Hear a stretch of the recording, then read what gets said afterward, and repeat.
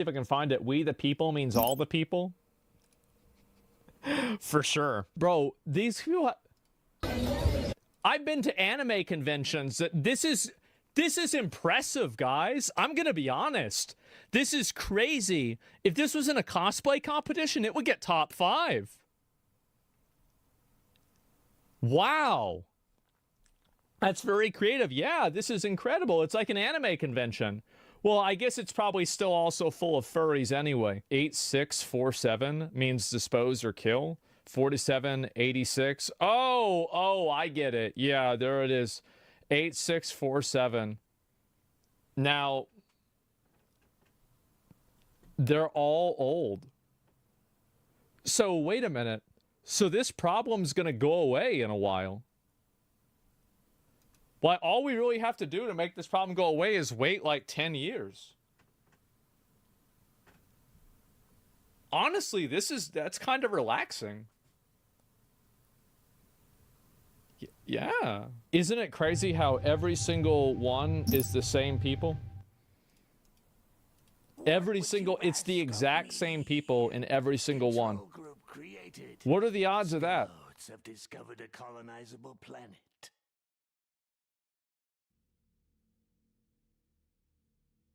I await your command. Attack! 2.5 million views. That's a lot of views.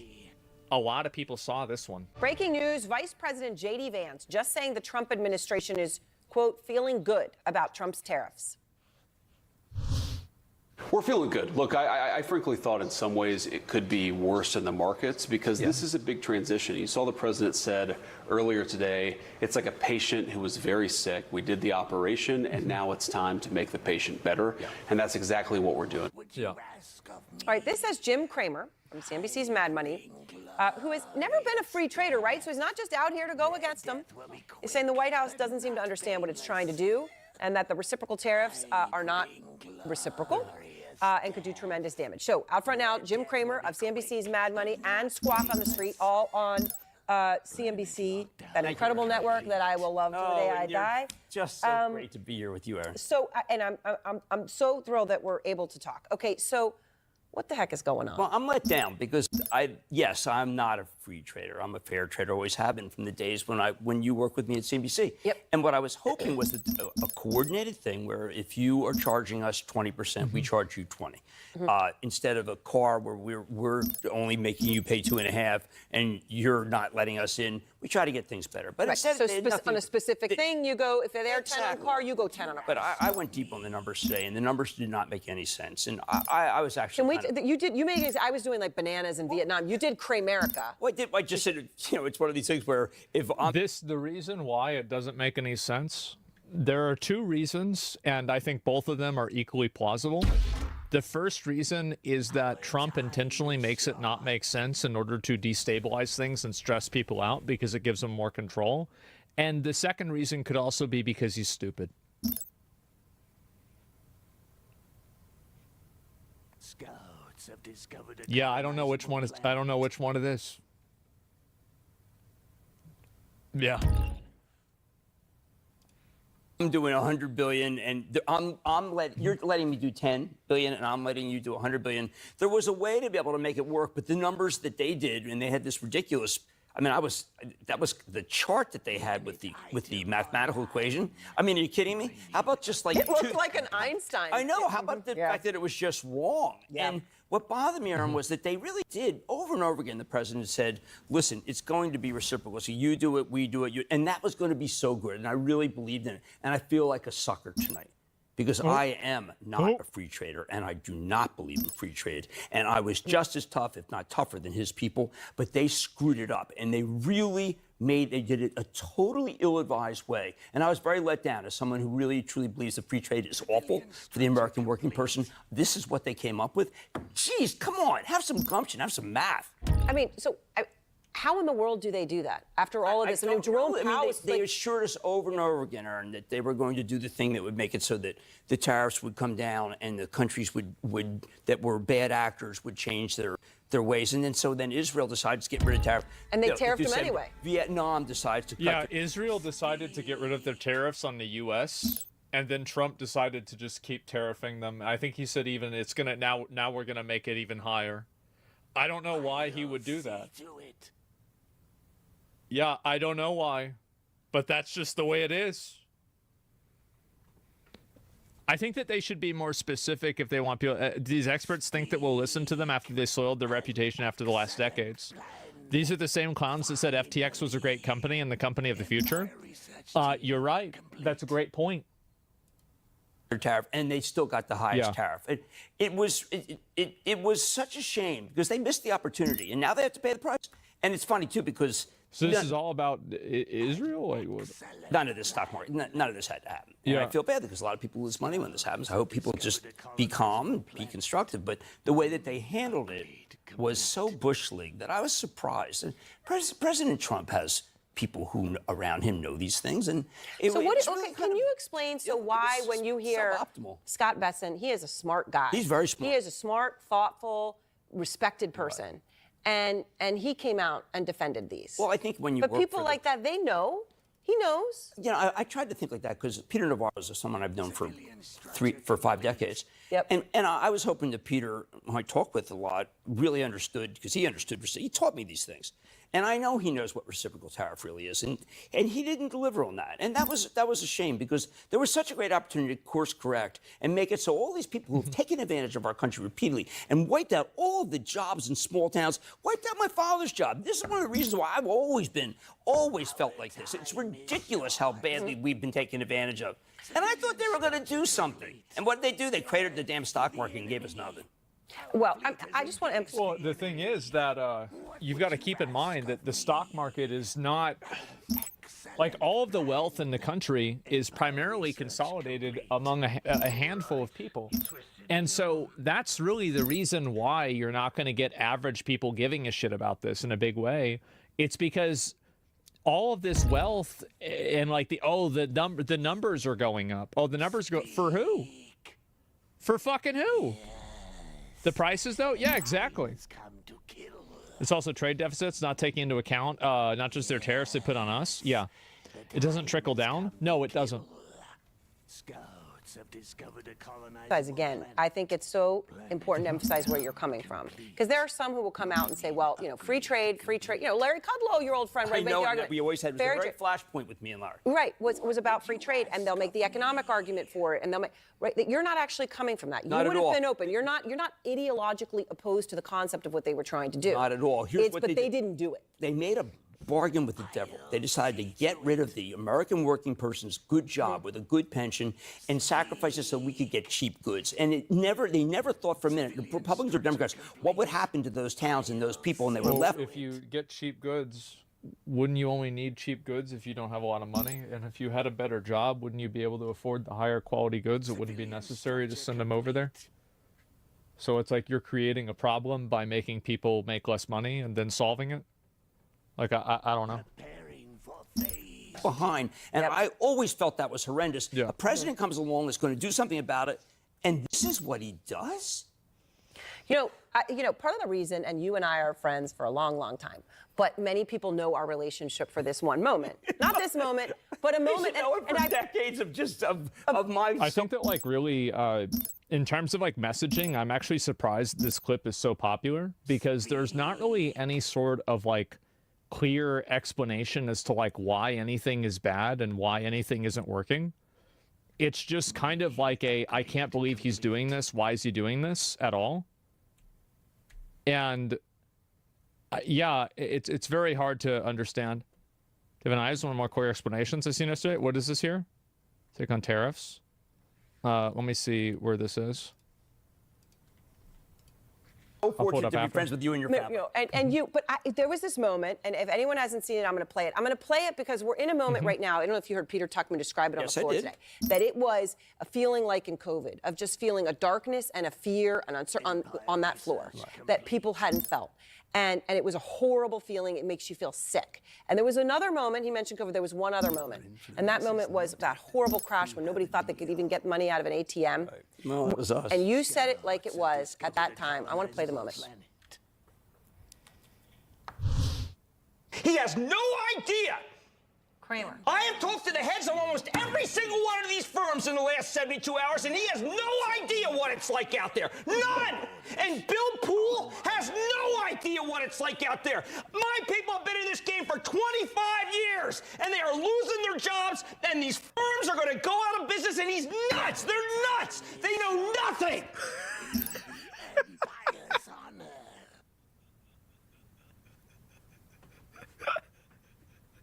Oh, fuck.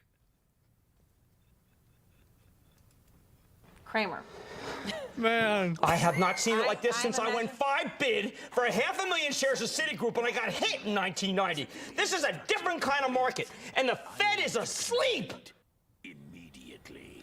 Nailed that one. You know, little. Yeah.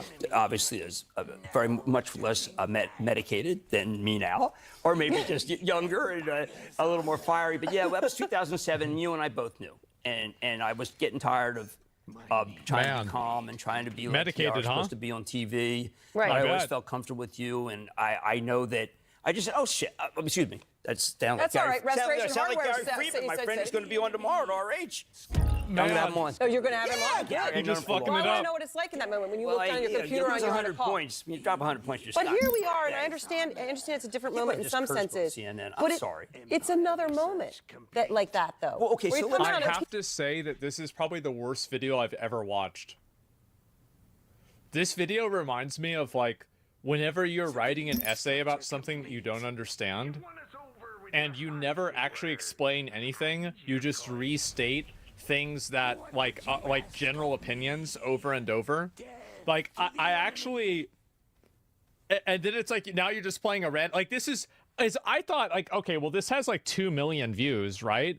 I mean, this is probably gonna be good, isn't it? Like there's no way it's just gonna be a bunch of bullshit. 2 million people watch this. people should know better, and they don't. Okay, so let's put it in perspective. Then I was worried about my paycheck. I was worried about all the banks failing. I was worried that Bernanke didn't know what he's doing, and he didn't.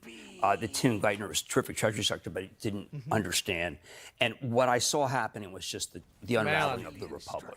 This is not that. This is a man-made issue that can be corrected through some thought. Maybe get the Treasury Secretary more involved. Maybe explain to the people why you wanted to do this. But this is nothing And by the way, like a that. man-made issue. It is an issue It's made by man-made. one man. Right, so it's true. And there were others who were around him who didn't give him good advice.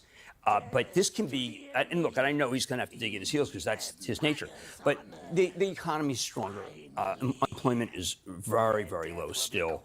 We still have a fantastic Fed chief in Jay Powell, who's a remarkable person, an adult in the room who will do the right thing now because they just created inflation. They didn't seem to realize. I mean, I thought that President Trump won in part because he realized that there was so much inflation. Well, they just gave you far more inflation. That was a shame.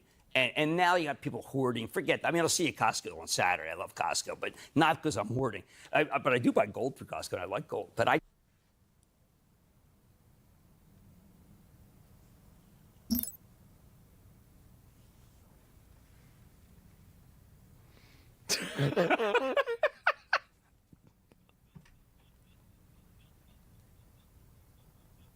What the fuck is he talking about?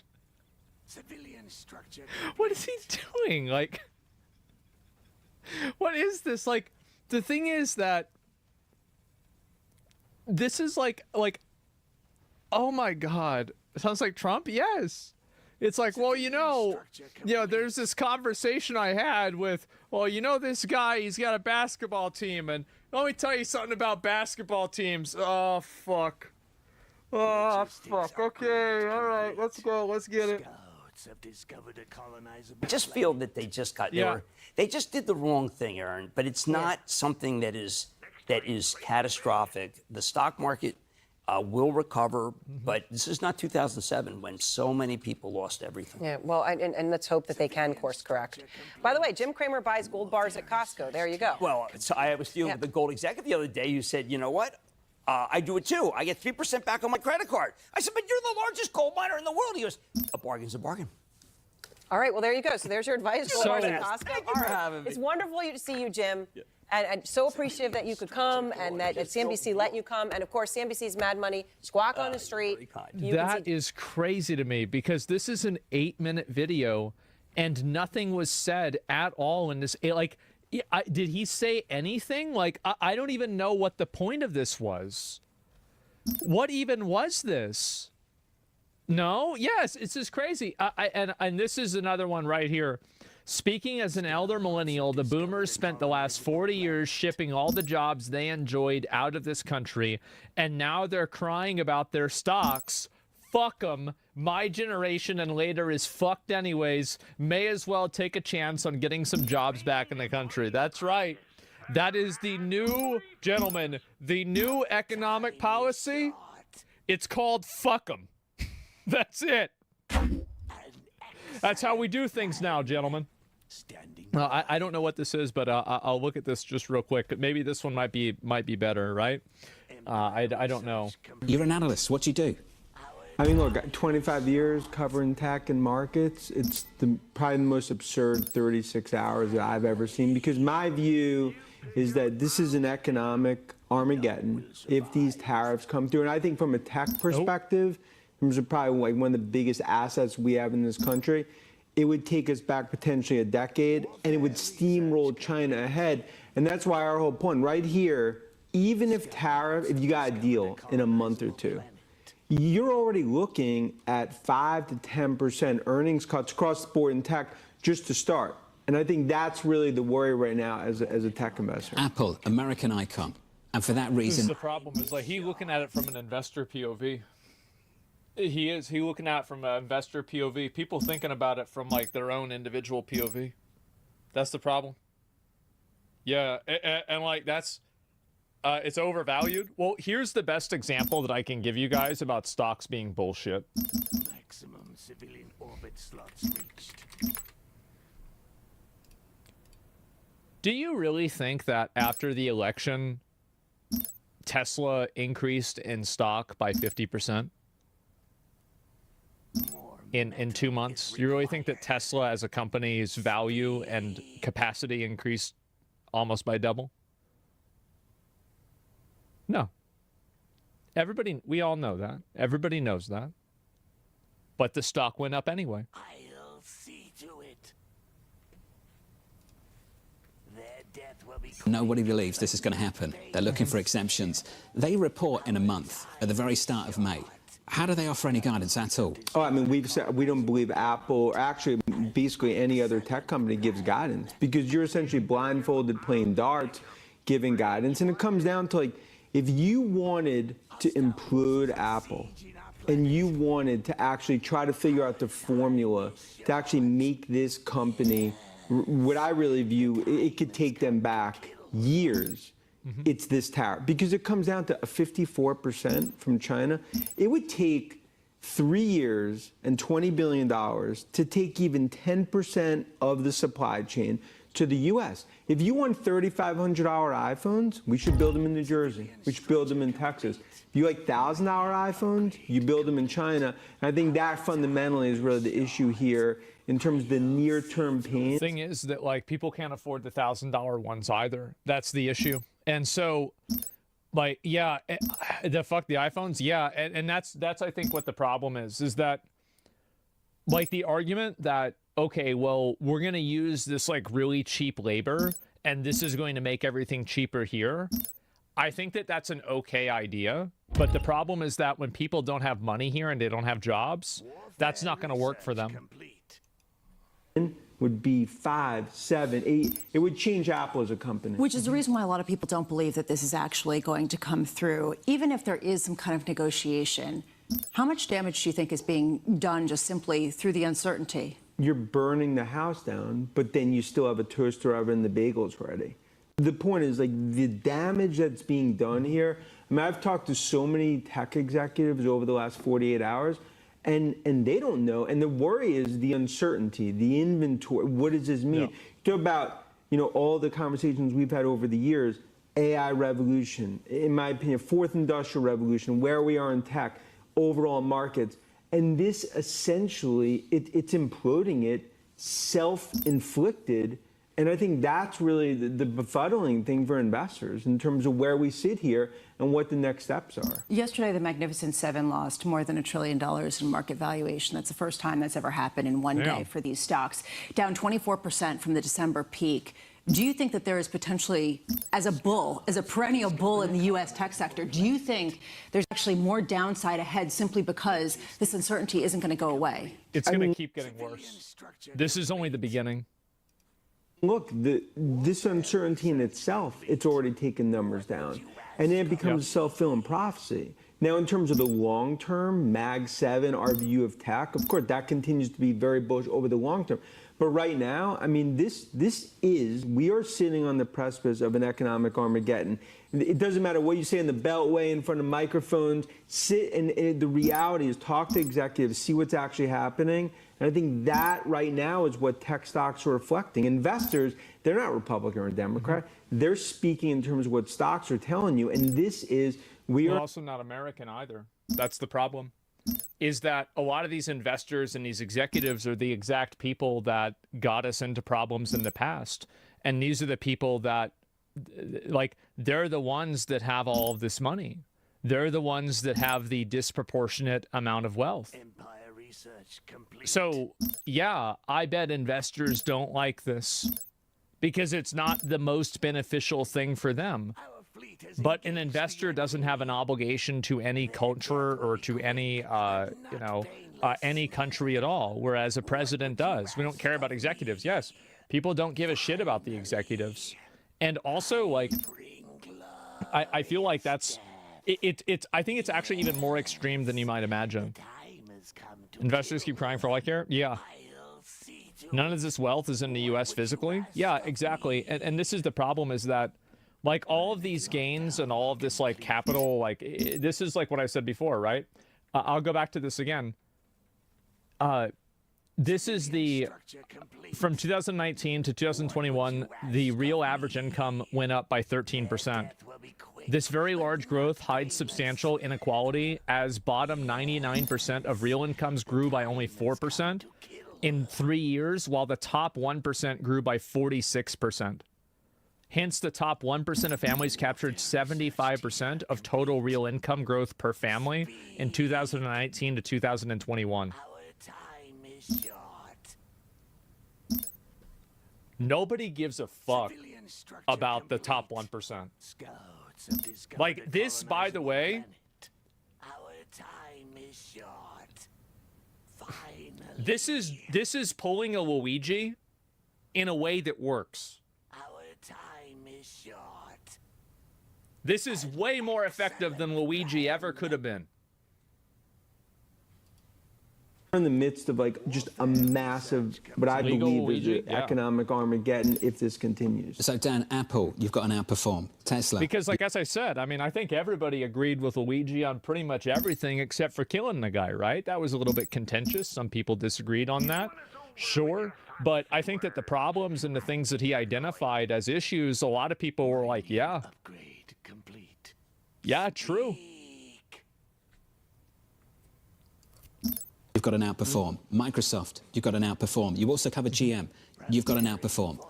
When are you going to revise these calls? Look, it comes down to, like, No, you're right. if the tariffs stick and they continue for the weeks, months ahead, then we have to change our whole outlook. Can you help me understand that just a little bit more? Yeah. So these are the dates. So April 5th, tomorrow, baseline tariffs 10% kick in. April 9th, next week, the additional tariffs kick in. How long do you wait? So let's walk through, and this is what I've been telling investors around the globe the last 48 hours. Okay, 2Q is going to be a disaster, and it's already factored. So that's a write-off. So that's 2Q is already, like, blindfolded darts what it's going to be. 3Q. So you basically have to look and be like, okay, the next 3 to 6 months, I wouldn't call them a wash, but basically the street's going to look through, okay, what do numbers look like, run rate, if these tariffs get to some sort of baseline, Q4 2026. So you basically go back to the playbook that we've used in COVID in those early days, March, June, in terms of COVID playbooks, looking out, normalize, assuming that this in some way gets negotiated. But it comes down to, if these tariffs stay, all bets off, because it changes the whole paradigm. Do you expect, though, to I see don't think that they will. I think Trump will get rid of them. that kind of upside, the outperformance, anytime in the near future? Or are you basically saying that at this point, you're not getting that kind of capitulation? So if you have faith over the next 10 years, fabulous. I think what will happen, actually, this is not true. What will actually happen is that Trump will get some countries to capitulate and roll back things. And that way, because we're not tariffing everybody, the negative effect on our economy will be more minimal. So it will be easier for us to tariff the remaining stragglers and then maintain dominance over them. Right, loss leaders? Yes, basically that's, I mean, like if I was looking at this, no way. Well, I feel like that's what, like, I mean, that's what I would do, right? Wouldn't that be the most effective way to do it? Because like if you, because there's some countries that can't afford to get into a trade war at all. And if the countries that can't afford to get into a trade war at all, like collectively, it's a lot, right? It's a lot of these countries. Like we're not getting like a huge amount of our imports from them, but collectively, all of them together, we do get a substantial amount. And so the more that we can narrow down being more harsh with tariffing to get more, you know, more of an advantageous deal in whatever way you want, the easier it is to do it because you're not doing it to that many people. So the more people that we're doing it to, the harder it is to do it. So the best thing to do is to come out as hard as possible. That way you terrify the people that are in a position where they can't really negotiate against you. And that way it gives you more negotiating power later on for the people that can negotiate against you. It's an intimidation strategy. Yeah, it is. Yeah. Do you see, like, and I think strong arming them? Yeah. I think he's baiting them to draw up new individual deals. Yeah, exactly. I think 10% tariff countries will negotiate no tariffs mutually. And I think also, like, basically with some of the countries, I think that, yeah, definitely, you know, like if the U.S. stops trading with them, we can probably destroy that country's entire economy. Or at least damage it in a way that's hard for them to recover in 5 or 10 years. And so they have to come to the table. And I think that's the way Trump is looking at it. And this is what I was saying before about, and that's good. I told you guys I think he's a psychopath. Absolutely, he thinks that's good. It's not even a question. Ask yourself, would he do that if it was in his benefit? Absolutely, he would. Yeah, it's an ultimatum. It is, and it's brutal.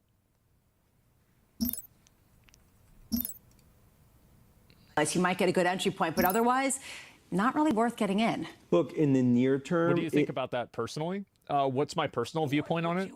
I think that there's a lot of risk with doing that because it creates a lot of like long-term resentment.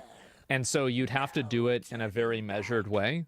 And also, I think it's a short-term solution no matter what, because the real solution, I think, is that like negotiate as fair of a deal as possible. And then in the process of doing that, shift manufacturing away from those people regardless. Because I would expect that you should always expect people to act in their own best interest. So even if you can reach a deal that's mutually beneficial, there's not a guarantee that that will always be mutually beneficial for the other party. So you should still be shifting towards making things better for yourself. We don't have the manufacturing yet? Yeah, and I think that we need that. And I think that we need that not now, but we need it in 20 years when things are automated. And so, like, now, like, basically pressuring companies now and scaring them now into building manufacturing will set us up to have a degree of, you know, like, economic control and dominance when automation takes over. And that's in, like, 20 years. But this is, like, I think step 1 and 2 of that. They won't? Well, they already have. Companies have already announced over $6 trillion of investments into the American economy, and it's been 2 months. A lot of it, unfortunately, it's based on what we see with negotiations. If they happen, what happens with China? TikTok, is that one of the first chips on the table? And they will have to, because they'll be pressured to do it by their stockholders.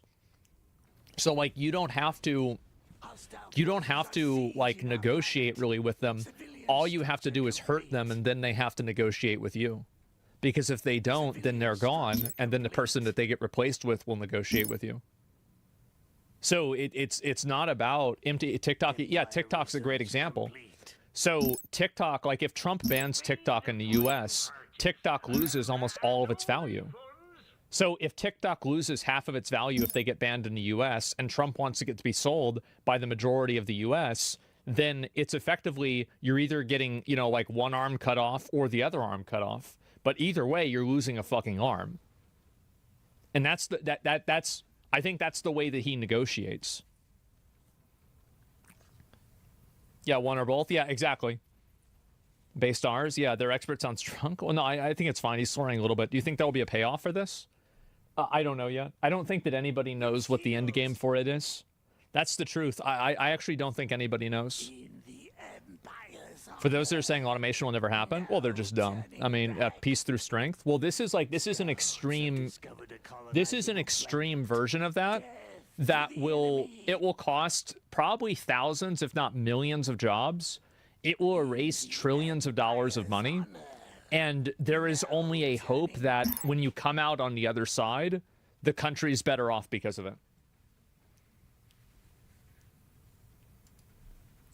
The reality is that the growth story, in terms of where we see tech over the next, call it 9, 12, 18, 24, that doesn't change here. But the reality is that if this continues, the longer it stays, once the snowball starts going downhill, you can't stop it.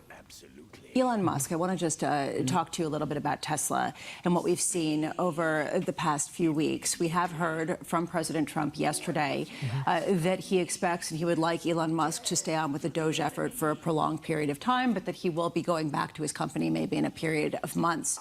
Does that help insulate Tesla, or is Tesla uniquely vulnerable because of Elon Musk's relationship with this administration? Every day Musk stays at Doge and the government, it's another day that there's more brand destruction for Tesla. And that's just a reality. Tesla's become a political symbol. So we've talked about is that Musk, in our view, really has no choice. He has to take a step back to CEO of Tesla. Because look at the 1Q delivery numbers. Look at, just even if you look from brand issues, that crisis continues. I think the long-term sort of view and the long-term brand of Tesla changes, and that continues to be, how we view it. It's a fork in the road. It's a moment of truth for Musk. He needs to make the right decision as a fiduciary and CEO of Tesla. Got another cut to estimates this morning, this time from JP Morgan on Tesla. First quarter vehicle sales were far below even their estimates and, quote, confirmed the unprecedented brand damage we had earlier feared. And we saw these anecdotes about European sales. We saw I'm not sure why Tesla sales are down, if it's all because of Elon Musk or if it's for other things. I'm not sure. Notes about Canada. This is coming to pass at a time when he is expected to go back, but it's unclear whether that can really revive a brand, especially at a time of increasing competition from China. And that, I think, is Dan Ives' other point that I think is really Dan, just before you go on China and TikTok, I saw you smiling as Lisa and I were talking about the potential deal. Who are they negotiating with? I mean, themselves. I mean, look, it just comes down to like, okay, is it Oracle, Ellison, PE? Look, my whole view there is that it's a chip on the table. ByteDance keeps the algorithm. There's some sort of combination, in terms of who ultimately sells it. But I just view it as part of a broader negotiation. But Trump is absolutely going to be able to strong-arm them into selling TikTok. It's not even a question. Of course he is, because if he bans TikTok, then TikTok loses all of its value. Yeah, I mean, that's just what's going to happen. Again, if I'm negotiating with myself in my room, what does that do? It comes down to what does Beijing say? Yeah. And so not at all? Okay, well, we'll find out. Yeah, why hasn't he done it yet? I'm not sure. No country in the world can compete with China. Their whole way of thinking is going to be different than the West. Not the EU and US will all lose. Well, maybe we'll have to find out, right? I'm not sure.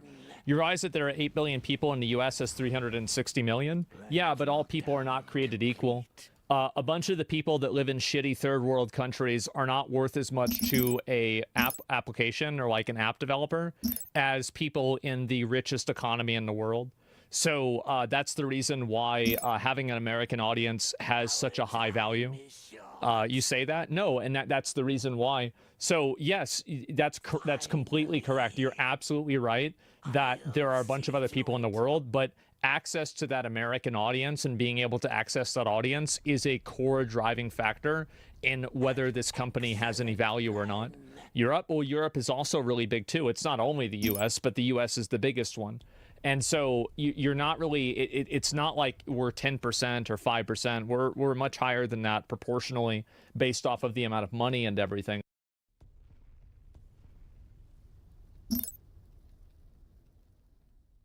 Done and dusted. A lot of people want me to watch this. What the hell even is that? It's the biggest game. Yo, what's up, player? Sorry, I was just practicing my Japanese. Pips, we did it. Assassin's Creed Shadows is a hit. Our stock is zooming. Wow. It's actually in the free fall. Tell them we got another 3 million players. Hell, make it 2 million more players. Fuck them, they can't prove anything. It works. Yeah. The stock is... By the way, real quick, just in case y'all didn't know, Inzoi, the game, the Korean broken Sims game, has already sold. Keep in mind, this is a very important word. Sold. That means people bought the game.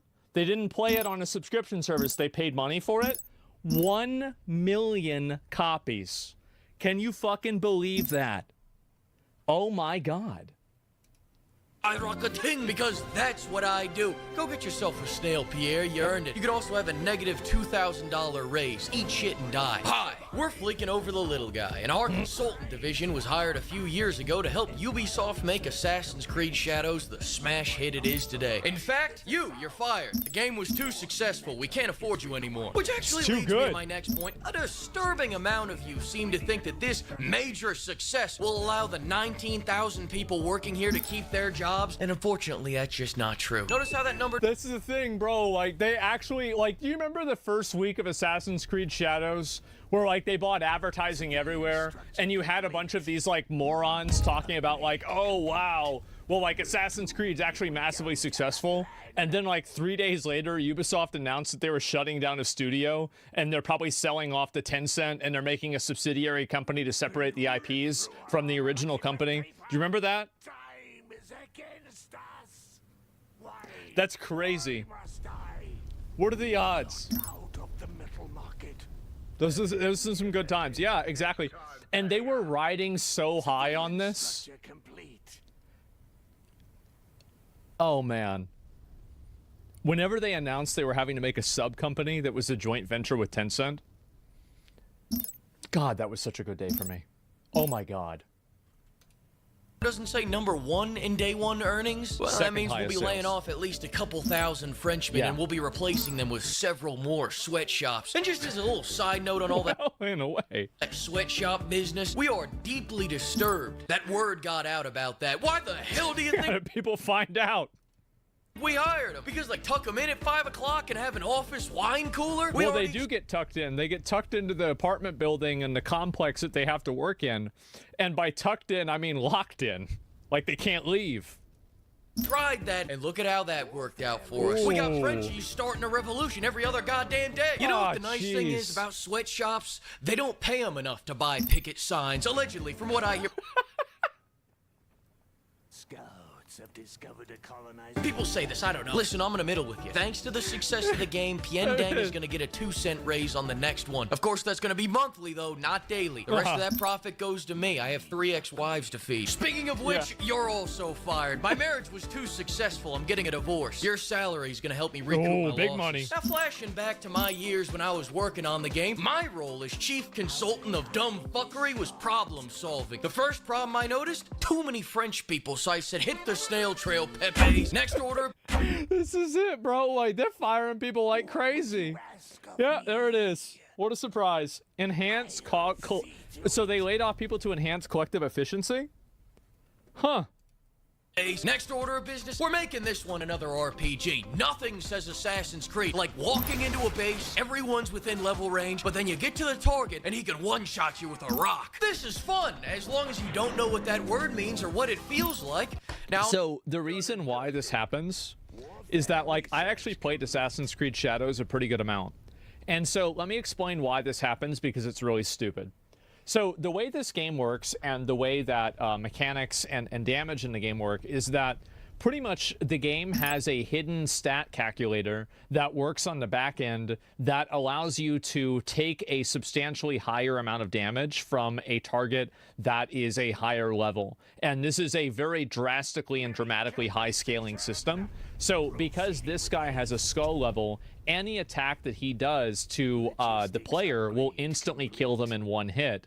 So, and you can see also these guys, because he's in a castle, and the castles have these characters that are locked to the level of the castle, whereas these characters scale with the level of the player.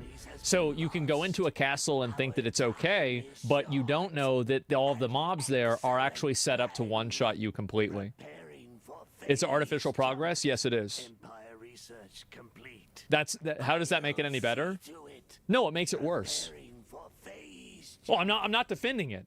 I'm just saying, like, if you think it's retarded, you don't even know how retarded it is. I'm explaining, I'm not saying, I'm not trying to explain and be like, guys, it's not retarded. No, I'm trying to say, guys, you don't even understand the extent of it. Word means or what it feels like. Now, on the point of hating our customers, yes. In the Steam review of every Ubisoft game, people are always complaining about how we're forcing a second launcher on them, yeah. which is why we're gonna force a third launcher on them. Fuck them. But it's only gonna be oh god, yes, the Assassin's Creed launcher for all the shitty Assassin's Creed games. I want to make a clear line in the sand so that new players. I have to say, I'm gonna give credit to Ubisoft with this just for a minute. I actually think that this system works really well inside of the context of what the Assassin's Creed universe is with the Animus. So this is one of the only circumstances where I would forgive this because I think that it fits really well with the lore. I kind of like it. I'm okay with it, and I will accept it because it works well with the lore. My opinion. But it's still annoying. Isn't it annoying? Players don't wander off to a better game that we haven't monetized out the ass. Did the Black Flag have to cut the bucks? They monetize Assassin's Creed Shadows. You can buy a map hack in the game for $10. Great question, Pierre. I hope asking it was worth your life. Note to self, make the guy's ass bigger than Nawe's. Reminder, we are a forward-thinking company. Second reminder, settle that lawsuit for that time when we were a little too forward in our thinking. Hang on, I'm getting cold. Why would you make the dude protagonist also Japanese? We already have a Japanese. Listen, I'll tell you what you're gonna do. Everyone's talking about how they love Brotherhood, right? Well, why don't you put a brother in the hood? It'll be like Twins with Danny D. The fans are gonna love it. They did not. And whenever he fights, I want you to blast the loudest rap music you got, but not narrate. I don't understand, bro. How do you just start playing rap music when the Black Samurai starts fighting, or hip hop music? Like how did this get through like PR? Honestly, like you think about how did this happen? Racist way. We here at Ubisoft are not racist. So in the least racist way you can, whenever Yasuke shows up on screen, I want you to be blasting that trap music as loud as you can. And I'm not talking yay. I'm talking straight up SoundCloud trap beats with a harp mixed in. I want this shit to sound like Lil Ricefield is just off camera with an Ensoniq ASR. And in the cutscenes, when everything should be all quiet and dramatic, I want you to play the weirdest shit you got. That does. Yeah, it is a little bit weird. Listen to the last boss, bro.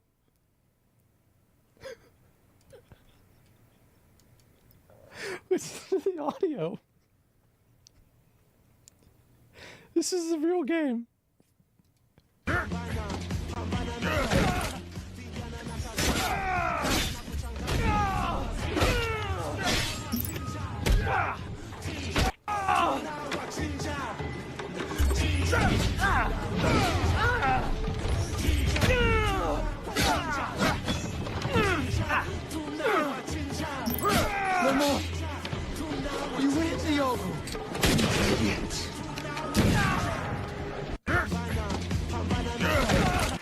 I don't know what to say, boys. I really don't know what to say. It's an interesting game. It's like, I can't even repeat that. Is borderline Filthy Frank? No. This is he wouldn't even done that. Didn't fit the setting, the scene, or anything. It's perfect. God, these juices are just flowing today. You go fire somebody. You go make something shinier. You go add 1 million players. God, I'm a genius. Now let's talk about the gameplay. We're gonna do a brand new take on the new system where we return to form by changing nothing. Can we all agree on this? All right, nice, but we need to make these two characters feel distinct but equal, not in a racist way, which is why no-ass Nawe will be great at everything except combat, and Yasuke will be a little bitch that can't even climb a rock. Unless you don't want him to climb a rock, then he'll be able to climb a fucking rock. I want this man to be like our expert plus difficulty, kind of like that fractured but whole difficulty system, right around that. I'm gonna be honest, like, playing this game as Yasuke is so easy, it's not even funny. Defense upgrade. It's like going into Demon Souls with a character from Elden Ring. It's insane. Like, you're like a god. You can take a hit from anything you want. You can, tank as many guys as you want. You self-heal constantly. You never die. You could just block basically everything. It's insane. 15-hour mark where you're getting bored of the repetitive gameplay loop. I want to cure that boredom by giving you even less gameplay options. You want a new mechanic? Pull out your credit card. Don't have the money? This is the reason why I stopped playing the game. Is that I realized that after I played the game for 15 hours, I've already beaten it. Every activity that there is to do in the game, I have already done. And the only thing left is me to continue doing that activity against a monster that has a bigger number next to its name. Find a country with flexible labor laws, start a sweatshop, and I'll give you some money. Also, that Spartan kick's been our crutch for the last 3 games, and it's getting old. That being said, we haven't had a new idea come out of this company in 10 years, and I wouldn't want to break the streak. So just make the kick send these rice farmers into the stars! Wait, what? Listen, I got a tea time at 6. We really gotta, let's just stop developing the combat halfway, all right? But Saul, this is a return to form since we have It was crazy because, like, I went and I was playing, so at the same time I was playing Assassin's Creed Shadows, I was also playing Rise of the Ronin. And I started playing this game, and I actually had to quit playing Assassin's Creed Shadows because this game was so challenging, and Assassin's Creed was so easy, that playing Assassin's Creed and then going to play Rise of the Ronin made me bad at Rise of the Ronin. 144 hours? Yeah, I beat the game. And so, yeah, I had to quit.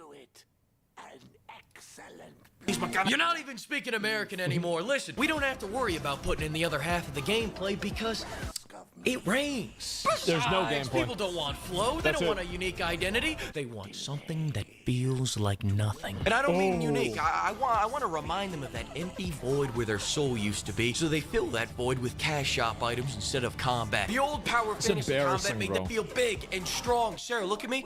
I want them to feel small. And forget flow. Make it all stuttery. I want it stuttery as hell. I've got a nephew with a stutter. He can't say yes without making it a 10-syllable word. Use that as your inspiration. I'll send you a tape. They're not even Speaking doing of no anything. flow, let's talk about that stealth right now. I want that assassination button to only work half the time. Half the time, I want the prompt to assassinate in Assassin's Creed to either not assassinate or not show up at all. Or just I want bug out. encounters to play out like this. Did I just catch you trying to assassinate? What the fuck? Encounters to play out like this. Did I just catch you trying to...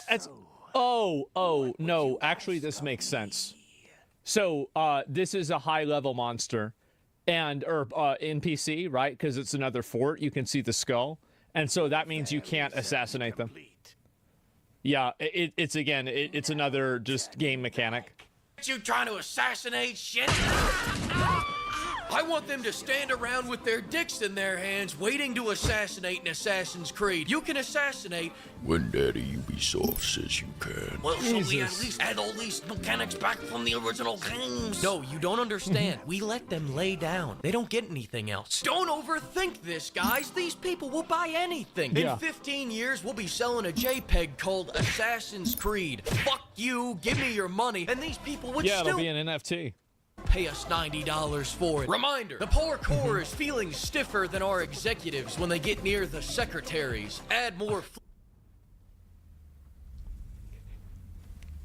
Okay. Okay.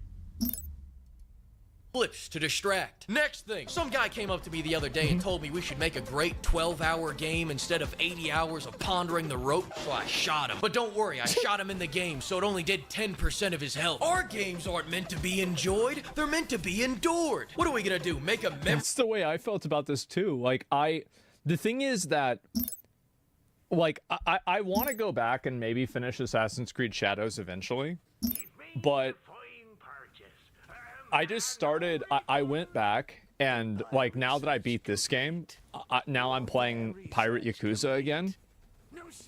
And so it's like, why would I go and, why would I do that? Why would I want to do that, right? And I still didn't finish Kazan. Yeah, true.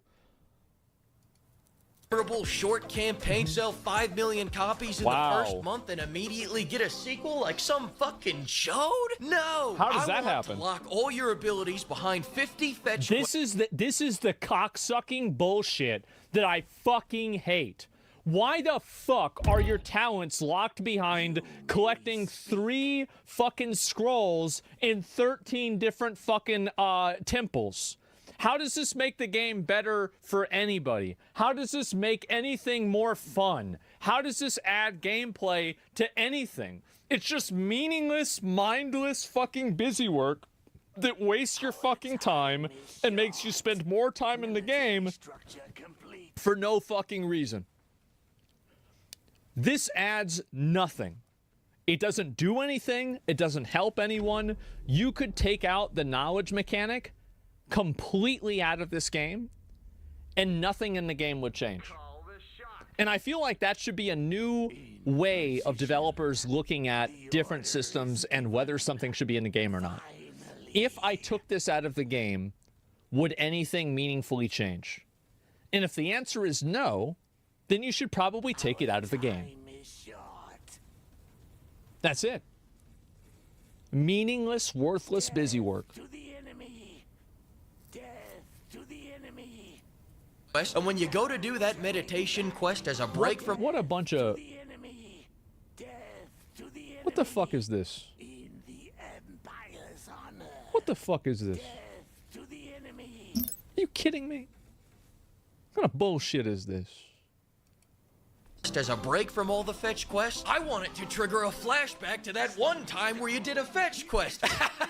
Eat a dick. No, not literally, Yasuke. Don't look at me like that. Stop that. I want to beat the fans down with Minami until they buy the Yasuke farting Vent Clouds bundle out of some confused idea that that'll bring them joy. Think about it like this. For just $20, you could help me furnish my yacht with high-end Dutch prostitutes. Every day that no one buys a microtransaction, one of our executive goes without a line of coke up his nose. Will you be our snow angel? Then just punch in your credit card and buy any one of these bundles. Speaking of people that need help— Why do you have, dude? Why does this even exist? Look at this. This is— what the fuck is going on?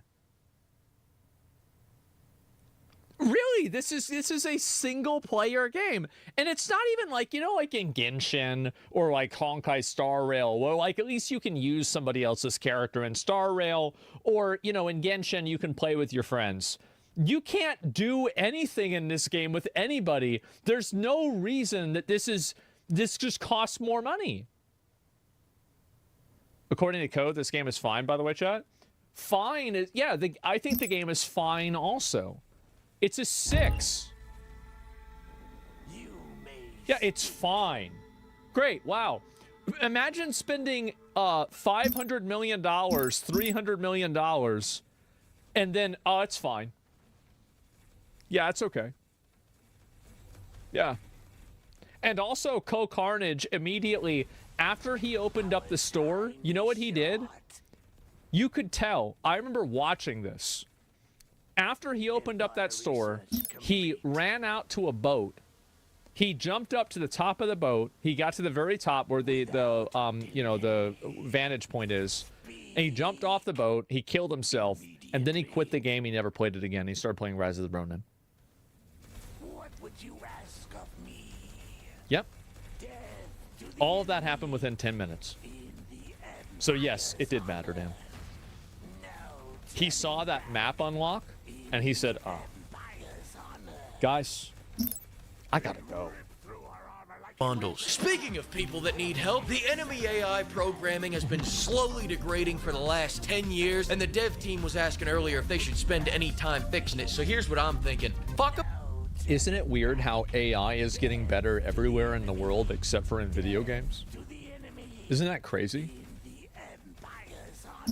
Fuck them. All right, I'll lay them all off. I have a secret belief of why that is. The AI is stupid on purpose because they know the players are really stupid.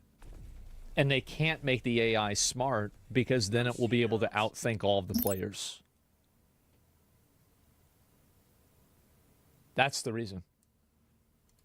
That's what I thought. Sorry, those are just some associates of mine. I thought I'd put that on vibrate. All right, I had some ideas for the story. First off, my wife's had 100 rounds of Botox in our last 2 years of marriage. I haven't seen her emote in years. Use that as the inspiration for the facial animations. I'll send you a tape later. But I can fight. My pain is constant and sharp. Actually, I'm already looking at a cutscene right now. I can't tell whether she's happy, sad, or needs to take a shit. You guys Warfare research complete. It really is not so good, huh? It's really not that great. nailed it. Forget what I said. Second, with the GDP of Bosnia invested into this game already, I think the voice acting is where we need to start pinching our pennies in our story-focused It's so game. bad. Have any of you ever heard of AI? It's like a digital robot sweatshop. It's brilliant. Future Fleek here. Now, I can't say whether or not we used the AI, but I will say the end result was indistinguishable from a high-end actor such as Daniel Day-Lewis in Lincoln. Check this out. Karate, judo, sumo, samurai. Nissan, Honda, Mitsubishi, Subaru. Sorry, my bad. I had immersive mode on. I turned it off. Here you go. Resentment can grow quietly without much warning after a storm. Now on a And these are the people that want to tell you that you can't replace them with AI? Like, is that really it? Yeah, I don't know. Real note, I want you guys to get your lawyers ready to sue anyone that harasses Ubisoft employees. I want the whole world to know that the only people who can harass Ubisoft employees is Are Ubisoft. the executives. Please, Allegedly. the clause is really unnecessary. I'm but a humble man to the people, God. the higher tax bracket people. I put on my Prada slippers, one Sudanese leather monk strap at a time, all right? And that's how I made this game the success that it is today. AC Shadows is such a success that our 18,000 employee company just got cucked by a game developed by one. That's so sad, isn't it? Schedule 1, 400,000 players. It's really sad. It's actually shocking how bad it is. Man named Tyler. It's such a success that people can't even run Monster Hunter Wilds, and they're still buying it more than Assassin's Creed Shadows. It's such a success, we just shuttered another studio. It's such a success that we just became 10 cents bitch. It's such a success that our stock's hitting 5-year lows. So eat a dick, chuds. Wait until you see how successful we are after Assassin's Creed Crazy Cat Lady drops. Maybe strong feminine energy can take us to new heights. Right here, Jaw. I swear to God, if you don't give this game a... Oh, you're doing it again. He's running it back. Jesus Christ. I mean, holy shit, this act... Oh, fuck. Further than ever before. Oh, I went to the corner. You won. I win. You won. I win. Oh, wow. Sunk it. If hating Nintendo was a sport... It's still not going to be as fun as hating Ubisoft. It's fucking crazy. Sunk it? Yeah, this is insane. Like, I don't understand how this game even got released in the state that it's in. I'm genuinely shocked.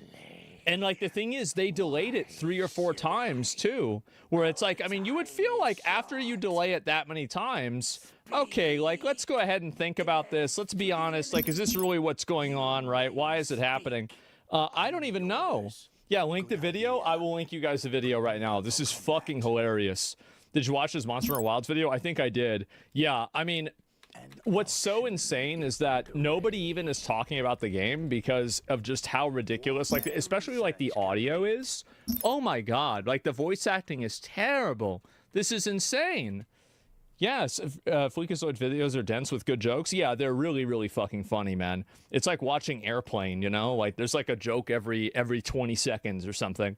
And Schedule One success is going to completely destroy the industry because it's considered because now it's considered stupid to have a gaming company with more than 500 employees. Well, the reason why is that now who hires more than 500 employees for a video game company? Karens do. Karens do. It's the Karen entropy. Is that once you have one or two of them at a company, then they start multiplying and like dividing, and then, you know, now this is the norm, right? And there's all the Karens everywhere. And are you gonna watch the Worst Games of 2024 video? Maybe I will. I don't know really when, but at some point I will. But yeah, this is really fucking funny for me to see this. I love this, and the audio, like, this is, let me see if I can go back to this part again. Where was it? Dude. Off, here you go. Resentment can grow quietly without much warning after a storm. Now, on a real note, I want you guys to get your lawyers ready to sue anyone that harasses. Man. And these people are the ones that think that they can't be replaced with AI. I would have thought they already were. Unleash my power! Maximum firepower! JD Vance, thanks so much for joining Fox and Friends this morning. Good morning. Great to be with you. So the last time we had a one-on-one was in your house. So you weren't vice president. Yeah, right. you were auditioning. You were the only candidate that said if you didn't get selected, you would be disappointed. Well, you got accepted. So congratulations, Mr. Vice. Imagine being denied a job in your own country because of your color of your skin, and then they call it a positive discrimination. The UK doesn't have to imagine. So the Council of Karens, this is another one of their greatest hits. Police force blocks white applicants to boost diversity. And let's see here, Yorkshire Police is currently preventing white British let's go ahead and find out. And West Yorkshire Police is currently preventing white British applicants from applying for jobs as recruits to its police constable entry programs. However, underrepresented groups can lodge their applications early. The process has raised concerns that white British candidates are being unfairly treated, amounting to a form of positive discrimination that could be potentially unlawful.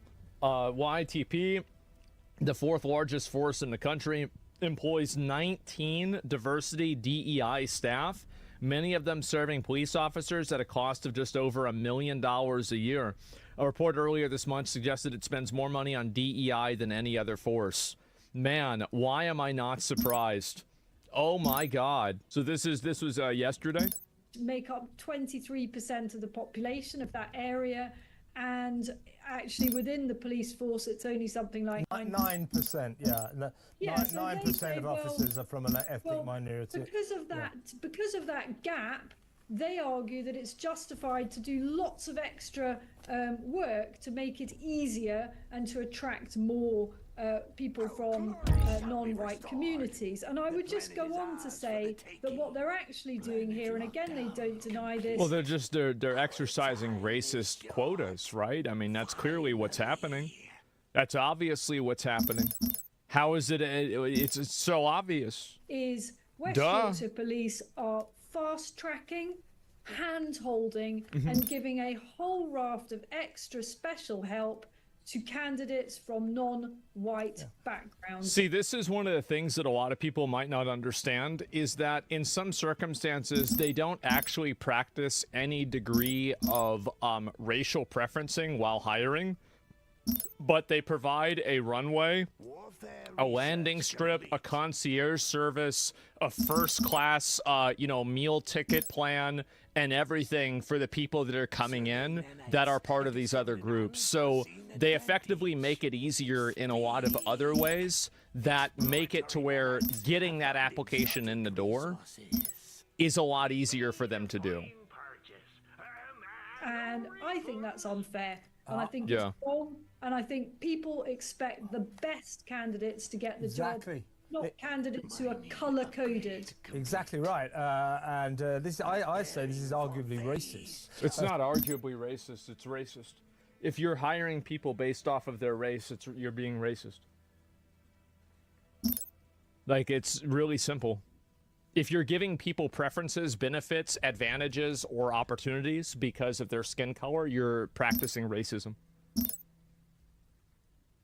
There's not really any fine print here. It's obvious, everybody knows this. The only people that don't know this are people that are trying not to know it. So the situation right now is essentially white people, young white people seeking a career in policing, if they happen to live in the West Yorkshire area, need not apply. You won't be considered. And this is another instance where, like, men get fucked over more than women. Because obviously, you know, police officers, who generally wants to become a police officer? Yeah, there's women police officers, but this is primarily a male-dominated field. This is one of the reasons why I think Europe is going to elect a person that is going to be extremely far-right and extremely anti-immigration. Like, I don't want to say that it's going to be as bad as Hitler. I mean, it's hard to say whether that's going to happen because it kind of depends on, like, what happens between now and then. But I think that they're going to elect somebody like that pretty fucking soon. It'll be an overcorrection? Yes, it will be. And one of the most shocking aspects of this, as you suggested, or as you said, Isabel, is that Yorkshire Police are actually proud of this. They call it positive action. I'm going to read out the statement a spokesperson for West Yorkshire Police said. Here we go. The most recent census found that 23% of people in West Yorkshire identified as being from an ethnic minority background. Our current police officer representation from ethnic minority backgrounds is around 9%. To address this underrepresentation, we use positive action under the Equality Act 2010. Our use of this was recently reviewed by His Majesty's Inspectorate of Constabulary and Fire and Rescue Services in an activism and impartiality inspection, and no issues were identified. Well, I've got a lot of issues to identify here. As I say, you know, they've obviously gone into the details of this Equality Act, and they've brought in a policy that is the very epitome of inequality. Of course it is. Whites need not apply. You're not going to get a job if you're British and white right now in West Yorkshire Police. Yeah, this is probably a Karen policy. I can almost guarantee it. But, yeah, of course, this is what happens. I mean, it's kind of insane to see something like this go down, but there it is. I mean, I'm really shocked that people over there put up with it, but I think the reason why a lot of people put up with it and the reason why it's so accepted is very simple. It's because I think that people are afraid of being labeled as like a racist or some kind of bad person, and so they're kind of like pressured into silence. They're afraid to speak out against it, and they're afraid to, like, I mean, to be honest, like even this guy in the video, right? It's like it might be racist. It's not. There's no might about it. It's a definitive reality. And so even then, people are talking around it and they're not addressing it directly. And I'm telling you guys, what's going to happen with this is that it's going to radicalize and alienate enough young people, and this is especially true with young men.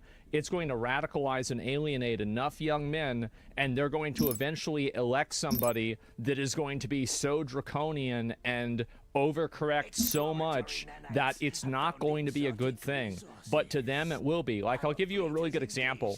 So the idea of us sending a bunch of people to El Salvador to put them in like super jail for the rest of their lives, this isn't really a great thing to do, but the reason why Americans are okay with it in a general sense is because they've been pushed to a point where they feel like that's the only option that they have.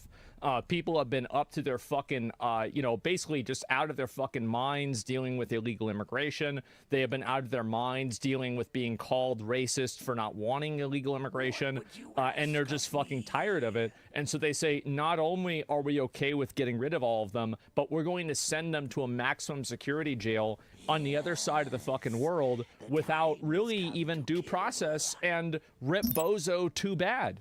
And I guarantee you the UK is going to do the same thing.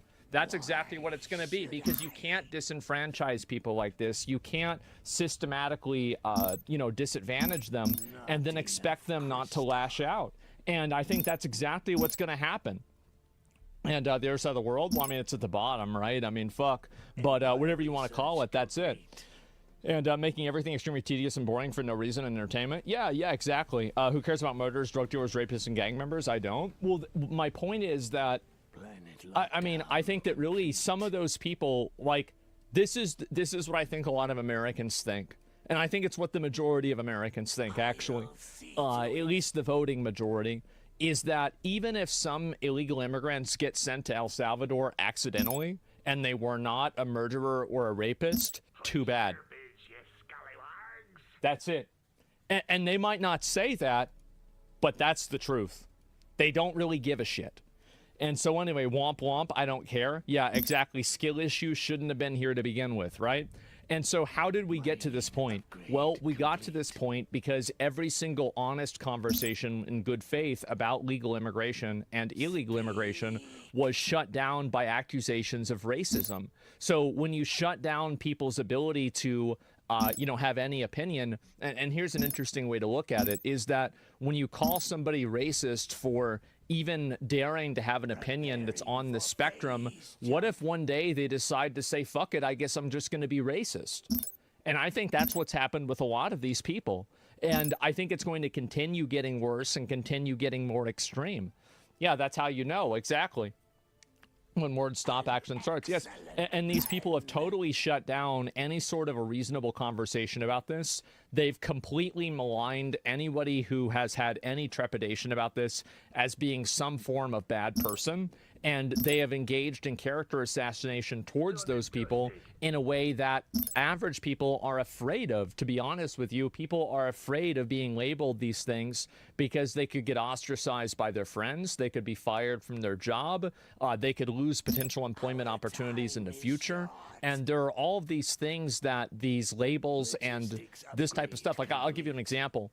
Think about all of the bad stuff that people say about me. People say I'm a genocide supporter. They say I'm a Holocaust denier, which is like, that's crazy, right? But they say it, they call me a Nazi. Do you think that this helps me or hurts me? It definitely hurts me. And it definitely is not, it would be better if people didn't say that. And in terms of like, being able to deal with brands and stuff like that, it is absolutely detrimental to say that about people. And so the problem with what those people might not realize is that if you call somebody that for long enough, they're going to eventually not even be willing to come to the table with any reasonability with you. And they're just going to say and do whatever the fuck they want, right? And so when you shut down reasonable conversation, the only conversation that remains is unreasonable conversation. And so that's really what happens. That's why I say it. Yeah, you're fine. I like you. Well, no, of course I'm going to be fine. Of course I'm going to be fine. But think about what would happen to somebody that's not in my position. You see what I'm saying? Like, I'm in a very unique position. I'm very lucky to be in this position. And it's because of you guys. Thank you, by the way. But the fact is that many other people don't have that privilege that I have. They can't push back against this. So when they say something and they go, slightly off of the path that they're supposed to be on, they immediately get, slapped down, and they lose opportunities, and they get afraid, and they have to apologize and capitulate. And the problem is that the people that are attacking them are malicious, vicious, malignant losers. And that's really all they are. And I think that to the extent that people are afraid of them is the extent that they exist.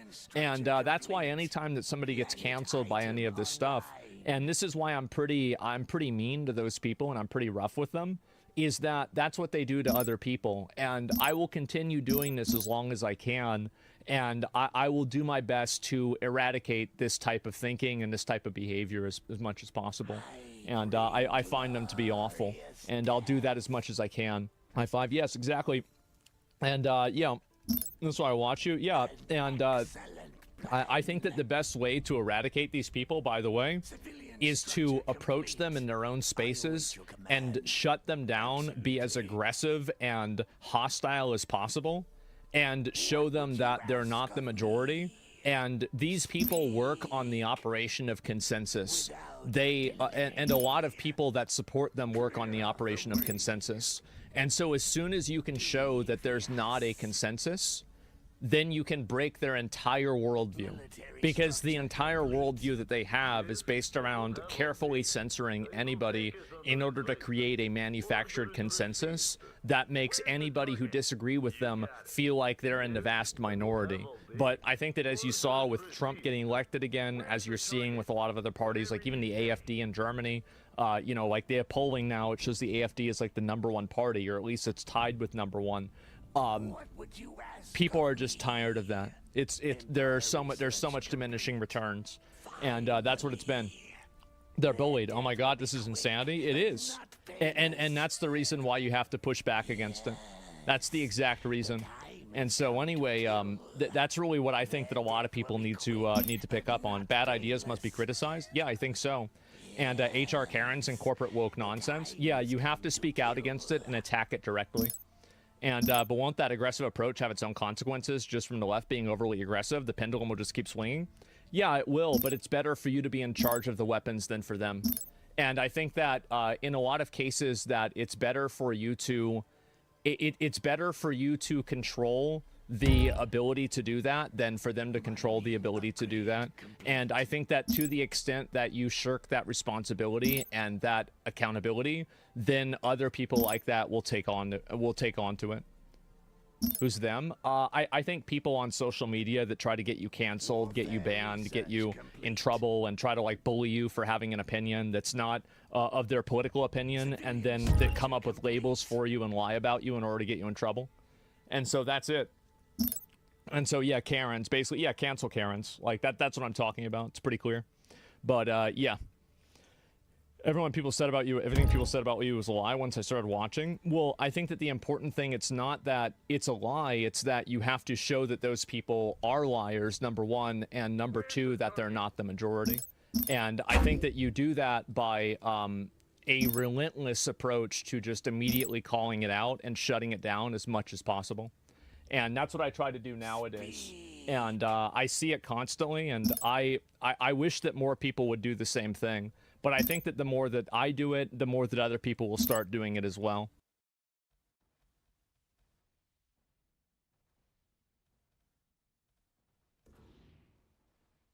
Pete, I'm actually going to ask you questions because I want to hear your answer. How many genders are there? Tough one. Senator, there are 2 genders. I know that well. I'm a she/he, so I'm on board. Wait, he actually is a she.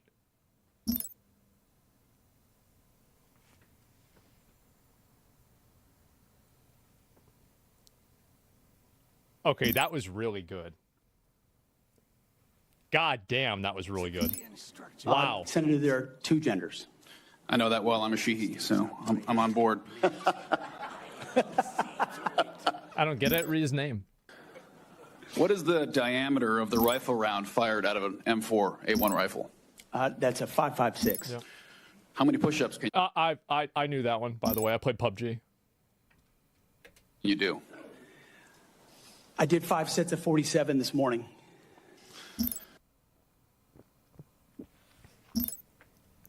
Damn. What do you think are most important strategic bases in the Pacific? In the Pacific, Guam is pretty strategically significant. How many rounds of 5.56 can you fit into the magazine of an M4 rifle? 30, right? Depends on the magazine, but standard issue is 30. Senator. PUBG.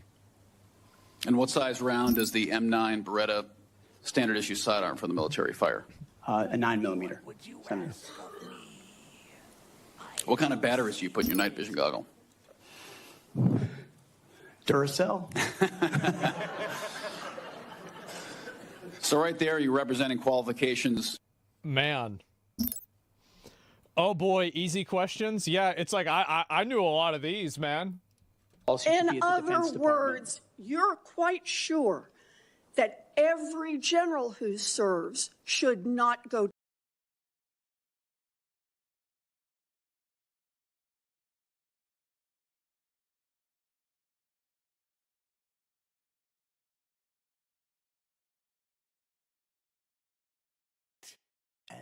auction is underway. Our time is short.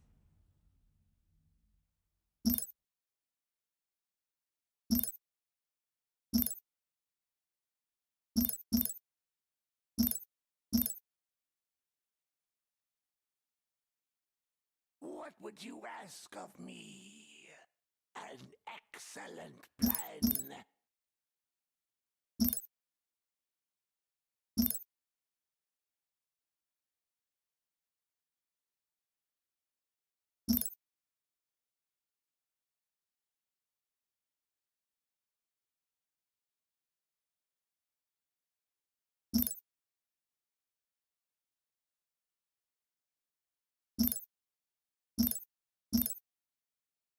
What would you ask of me?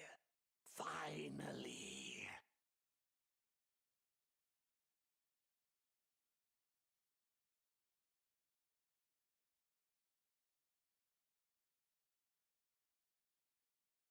I'll see to it.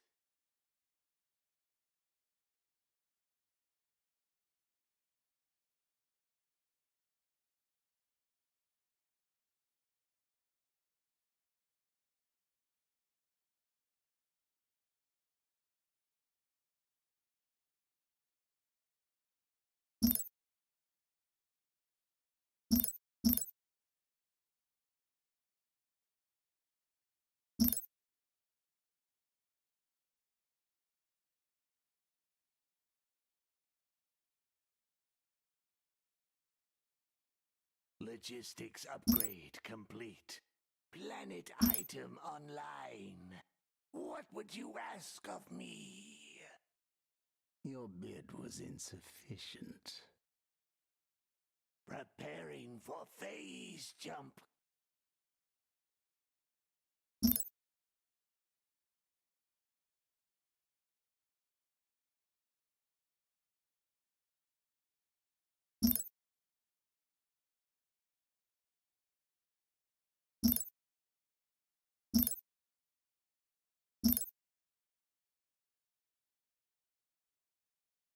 Civilian structure complete.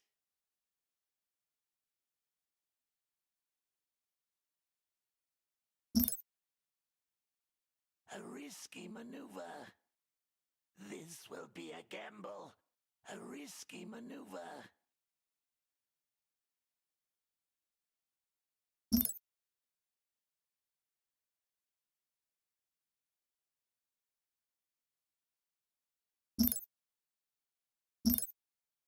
Done and dusted.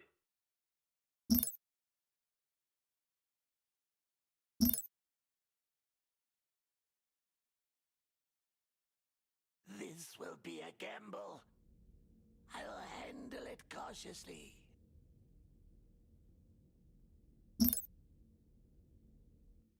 Civilian structure complete. Our fleet has engaged the enemy.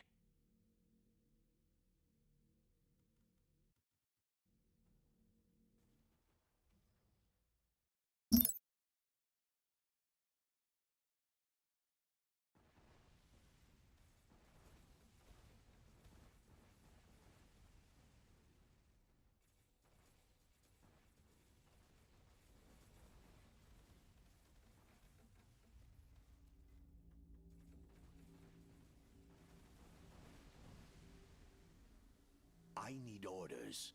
Immediately. Absolutely.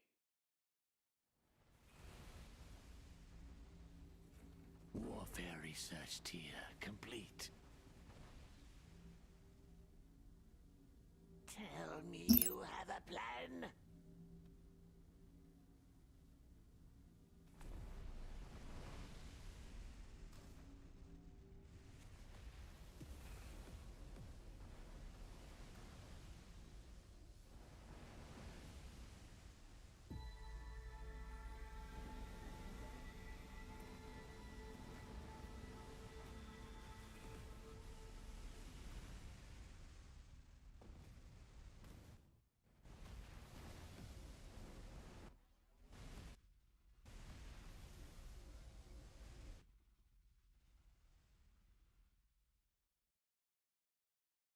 This will be a gamble.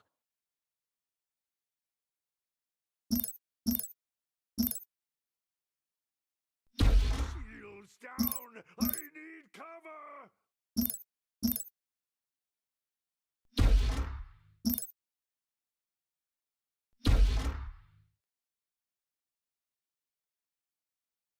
What would you ask of me? An excellent plan.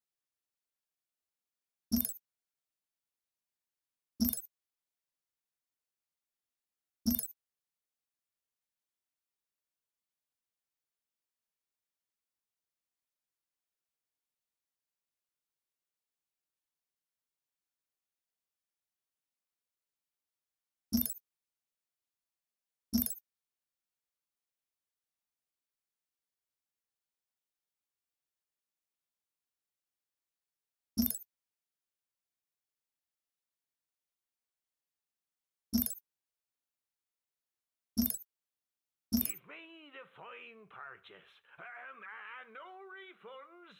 Defense upgrade complete.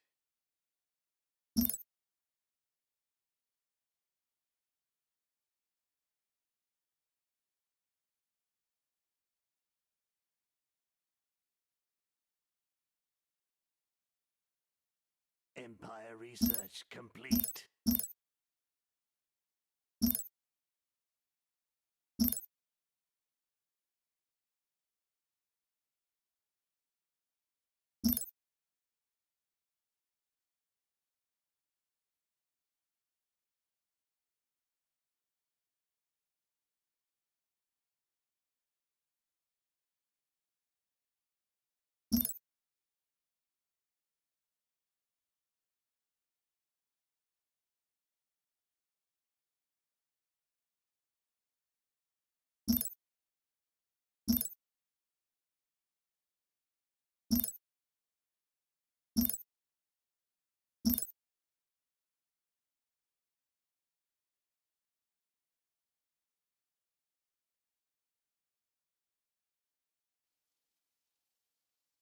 Logistics upgrade complete.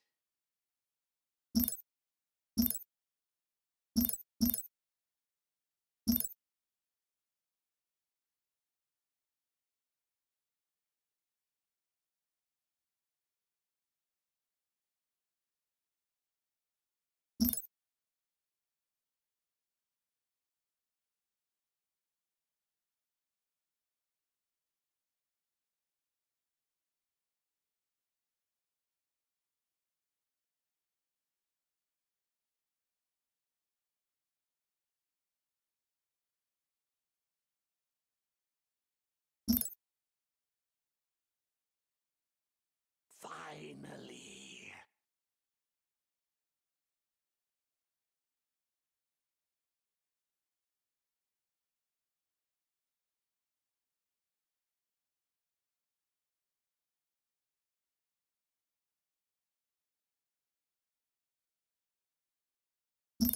Military structure complete.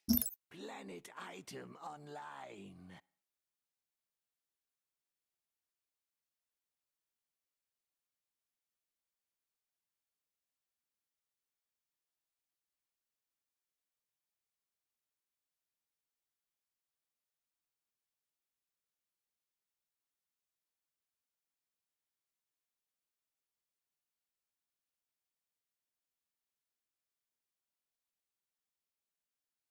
An excellent plan.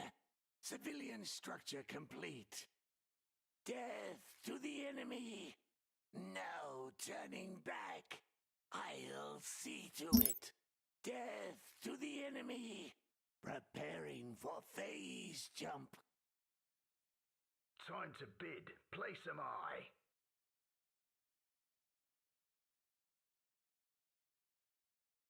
Military structure complete.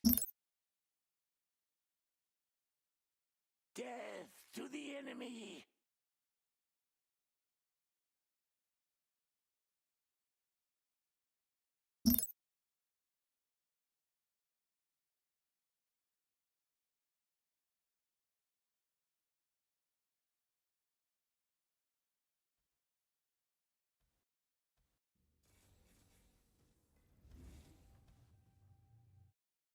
Finally, Empire research complete. What would you ask of me? Speak. I'll see to it. Military structure complete. Our time is short. We shall rule again.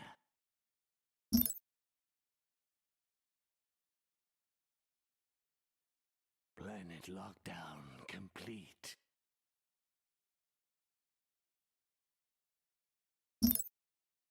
We are locked out of the metal market. Let this be a lesson. Next time, pay up. Speak.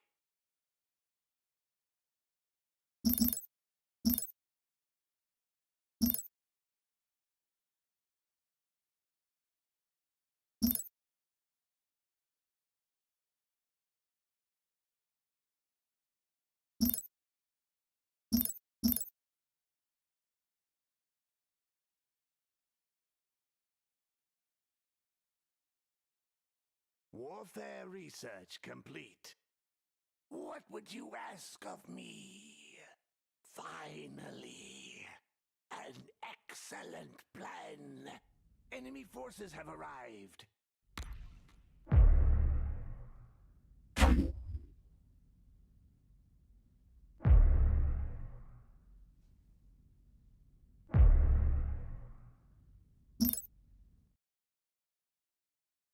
You've made a fine purchase. And no refunds.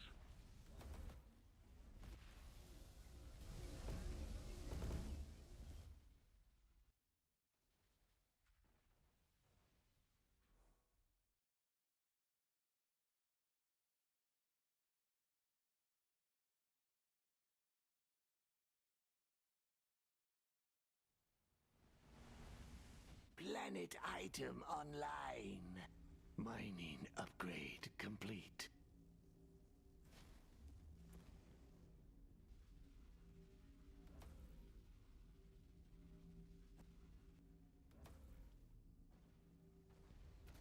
Hostile forces are sieging our planet. Speak.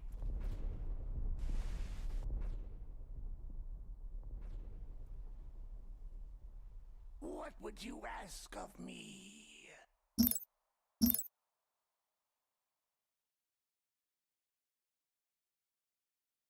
Our time is short.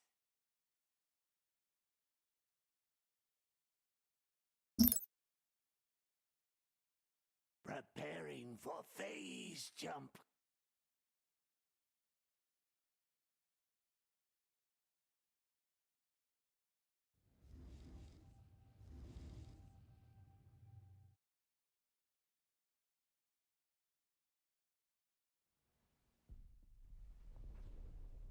What do you propose? Is this the right moment? Mining upgrade complete. We must fight till our dying breath!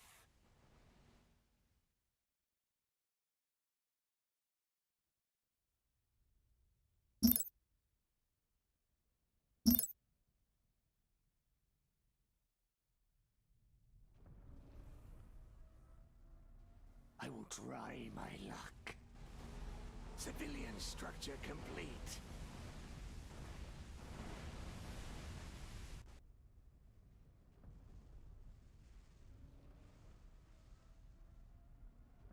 My shields are compromised! This is not the time for panic!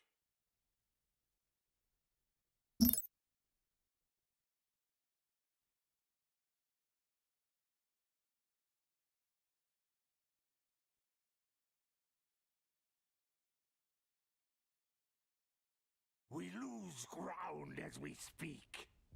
My armor fails me. My ship is ruined. Begin jump sequence. Planet item online. All is lost. I've taken too much damage. Speak. One of our colonies has been lost. Another structure already fills this space. Our time is short. Preparing for phase jump.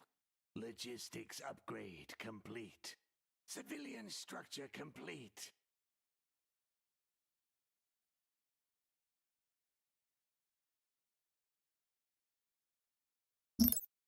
An excellent plan. No time to waste. Leave it to me. Devious. Our fleet has engaged the enemy. Point way to next conquest. We go now, yes? You pick him, I'll stick him. You got it. I am listening, my friend. Orders received. Civilian structure complete. What would you ask of me? Executing. Give me a target. Yes, the time has come to kill. What would you ask of me? Civilian structure complete.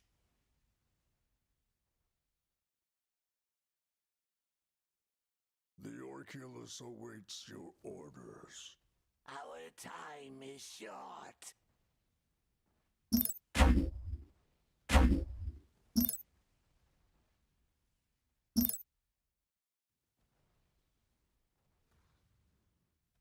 What would you ask of me?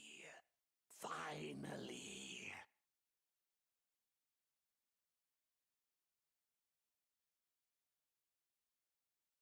What are your orders? Our time is short. Civilian structure complete. Time to go. Good idea. Where's the target?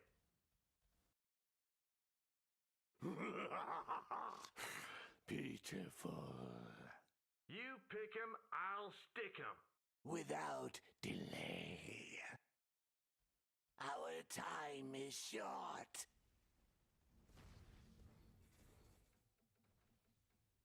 An auction is underway.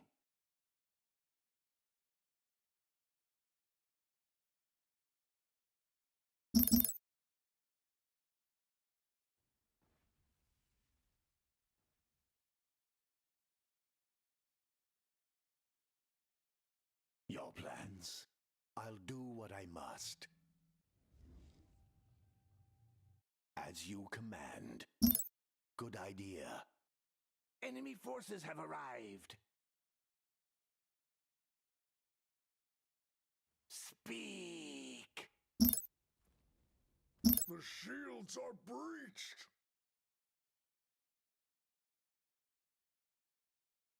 Armor down. We've taken too much damage already. Hostile forces are sieging our planet. What are your orders? Our time is short. Severe damage sustained. We are crippled. Last transmission from Orculus Starbase. We're going down. Speak. Consider it done. What would you ask of me? Your bid was insufficient.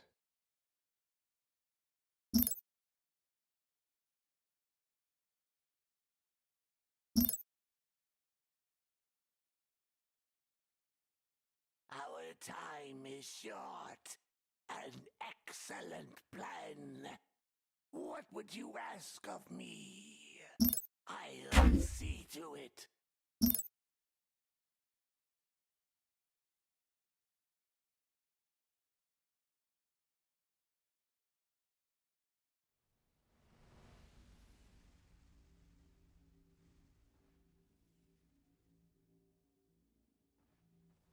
time is short. Speak. We shall rule again. One of our colonies has been lost. What would you ask of me? Hostile forces are sieging our planet. Time is fleeting. Speak. Our time is short.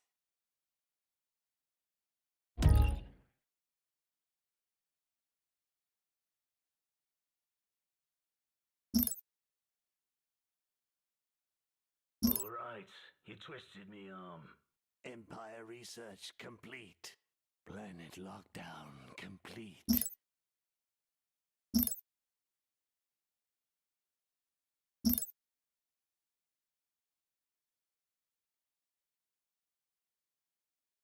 What would you ask of me?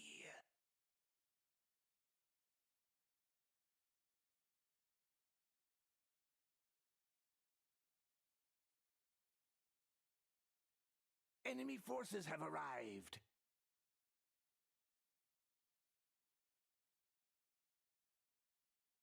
Our time is short. An excellent plan. I'll see to it.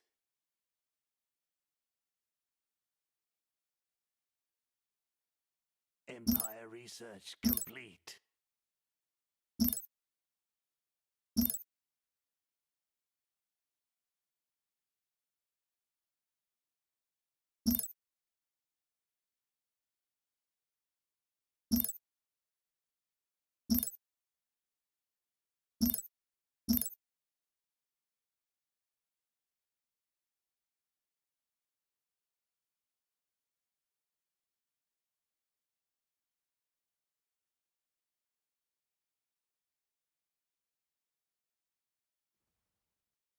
Hostile forces are sieging our planet.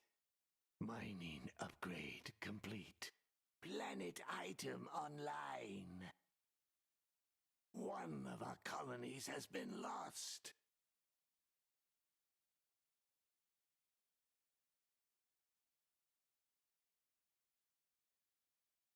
Preparing for phase jump. No turning back. Don't underestimate me. Executing. Our time is short. We shall rule again. Civilian structure complete. Speak. Hostile forces are sieging our planet. Preparing for phase jump. I'll see to it. An excellent plan. Planet item online. What is it now? Hostile forces are sieging our planet. I'll see to it. Quickly. Executing. Don't waste my time.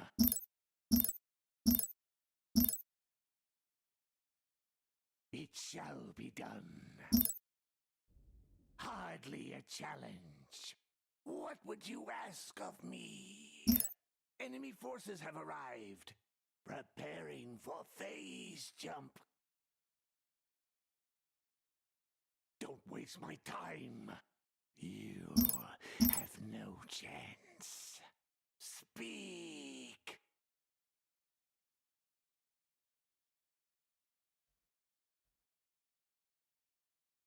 I am listening, my friend. It shall be done. I will crush you.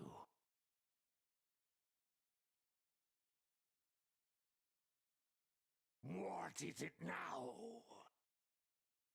Our time is short. Hostile forces are sieging our planet. Preparing for phase jump.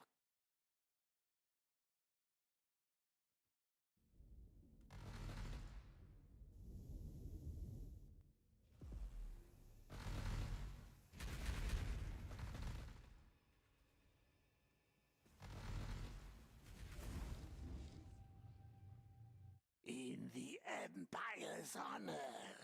Civilian structure complete.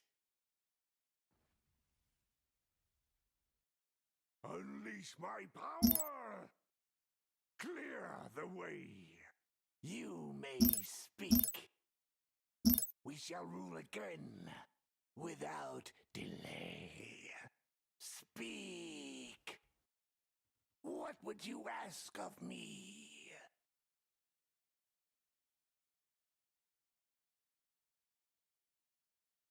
I bring glorious death.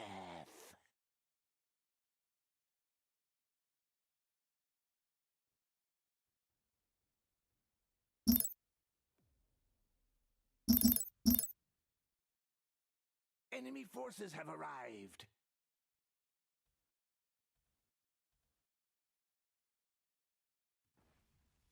Their death will be quick, but not painless.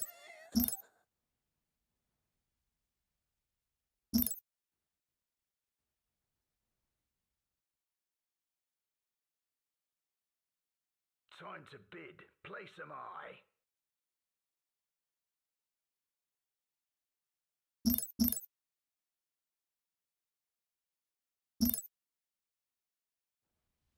Preparing for phase jump.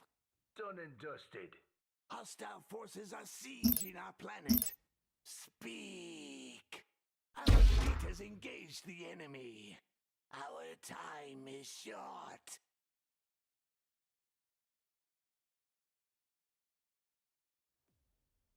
Time is running out.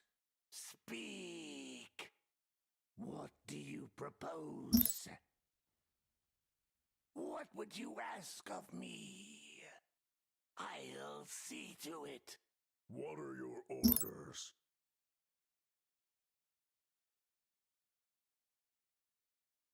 Speak.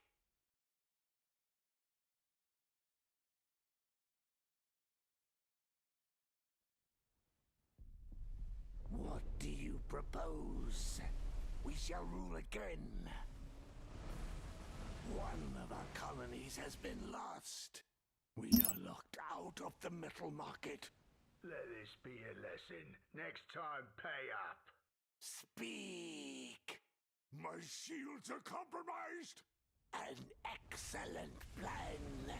Time is running out. Begin jump sequence. My armor fails me. What would you ask of me? Finally.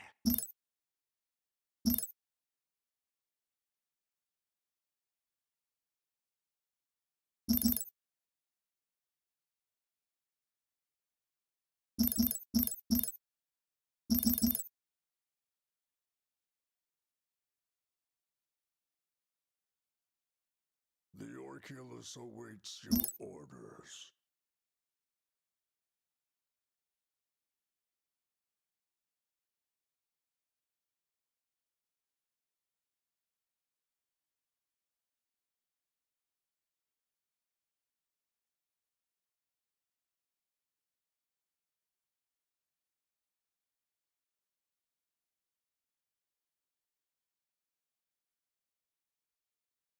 One of our colonies has been lost. What would you ask of me? The Orculus awaits your orders. I'll see to it. Civilian structure complete.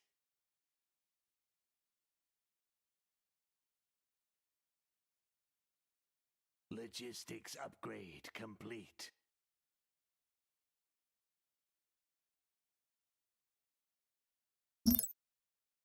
Done and dusted.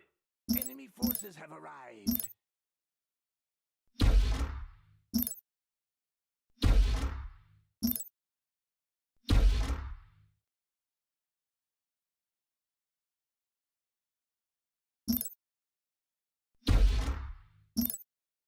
Our time is short.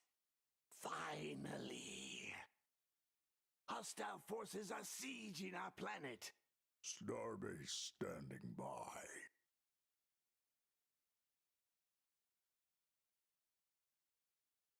Civilian structure complete. Our time is short.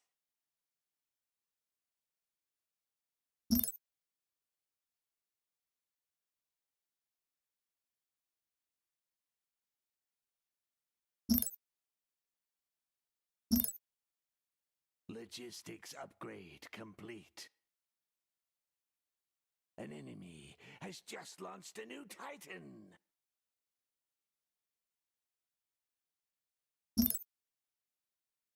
Civilian structure complete. Speak.